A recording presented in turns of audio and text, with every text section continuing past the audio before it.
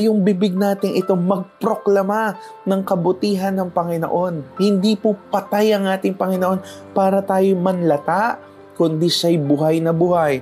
At we cannot contain it sa ating kalooban. Ito'y lalabas at lalabas sa ating mga buhay, sa ating mga bibig.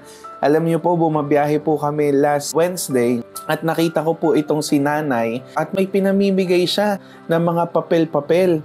At bawat natatraffic, inaabutan niya po ng mga papel na hawak niya.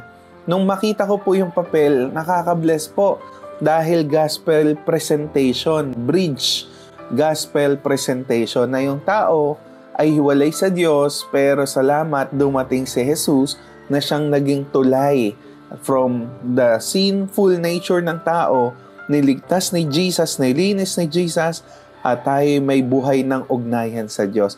So, bless na bless po ako kay nanay. Nasa kanya pong edad, siguro po, mga 60 to 70 na si nanay.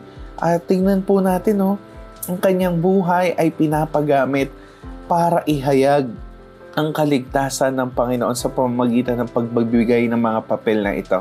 Wala ho sa edad, wala sa sitwasyon, wala sa lugar. Let's proclaim the goodness of the Lord all day long.